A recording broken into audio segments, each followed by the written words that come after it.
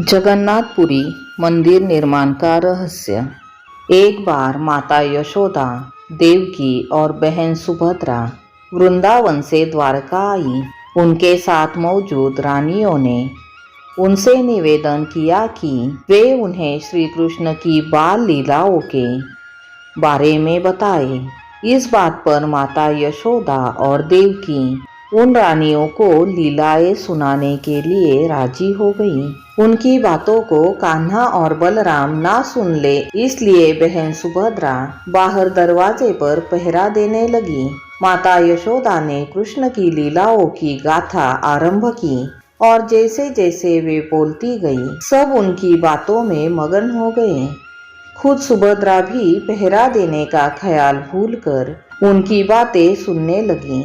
इस बीच कृष्ण और बलराम दोनों वहां आ गए और इस बात की किसी को भनक भी नहीं हुई। सुभद्रा भी इतनी मगन थी कि उन्हें पता न चला कि कान्हा और बलराम कब वहां आ गए। भगवान कृष्ण और भाई बलराम दोनों भी माता यशोदा के मुख से अपनी लीलाओं को सुनने लगे।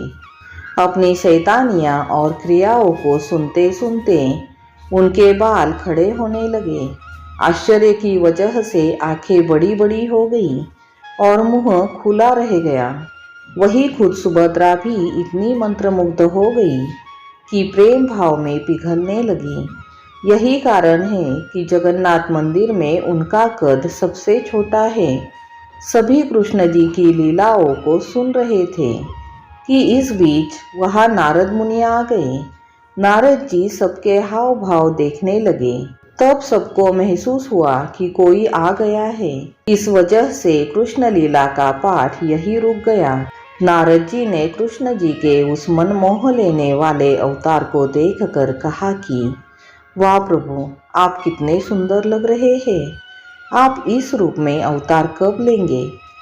उस वक्त कृष्ण जी ने कहा कि वह कलयुग में ऐसा अवतार लेंगे। वादे के अनुसार कलयुग में कृष्ण जी राजा इंद्रदुम्न के सपने में आए और उनसे कहा कि वह पुरी के दरिया किनारे एक पेड़ के तने में उनका विग्रह बनवाए और बाद में उसे मंदिर में स्थापित करा दे। श्री कृष्ण के आदेशानुसार राजा ने इस काम के लिए काबिल बढ़ई की तलाश शुरू की। कुछ दिनों में एक बूढ़ा ब्राह्मण उन्हें मिला और इस विग्रह को बनाने की इच्छा जाहिर की। लेकिन इस ब्राह्मण ने राजा के सामने एक शर्त रखी कि वह इस विग्रह को बंद कमरे में ही बनाएगा और उसके काम करते समय कोई भी दरवाजा नहीं खोलेगा, नहीं तो वह काम अधूरा छोड़कर चला जाएगा। शुरुआत में काम की आवाजें आई, लेकिन कुछ दिनों के बाद उस कमरे से आवाज आना बंद हो गया। राजा सोच में पड़ गया कि वह दरवाजा खोलकर एक बार देखे या नहीं, कहीं उस बूढ़े ब्राह्मण को कुछ हो न गया हो।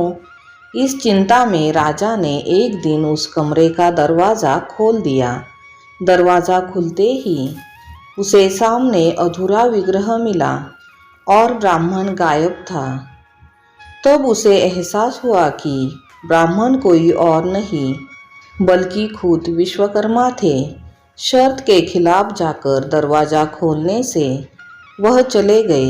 उस वक्त नारद मुनि पधारे और उन्होंने राजा से कहा कि जिस प्रकार भगवान ने सपने में आकर इस विग्रह को बनाने की बात कही, ठीक उसी प्रकार इसे अधूरा रखने के लिए भी द्वार खुलवा लिया।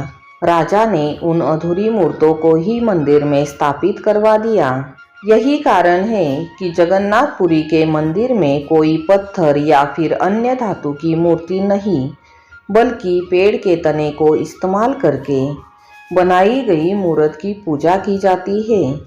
इस मंदिर के गर्भगृह में श्री कृष्ण, सुभद्रा एवं बलभद्र यानी बलराम की मूर्ति विराजमान है।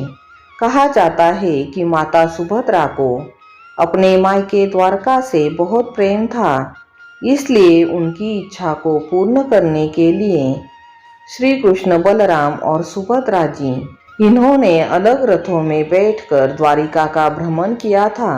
तब से आज तक पुरी में हर वर्ष रथ यात्रा निकाली जाती है। कहानी अच्छी लगी हो तो लाइक, सब्सक्राइब और शेयर कर दीजिएगा। धन्यवाद।